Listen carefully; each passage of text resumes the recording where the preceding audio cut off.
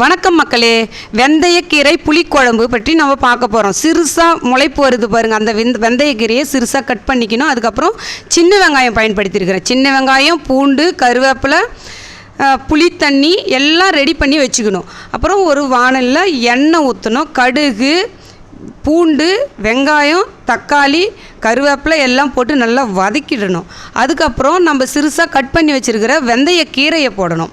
கீரையை போட்டு நல்லா அதையும் வதக்கிக்கணும். வதக்கி அதுவும் உப்பு, மிளகாத்தூள் இது போட்டு நல்லா கொதி வரணும்.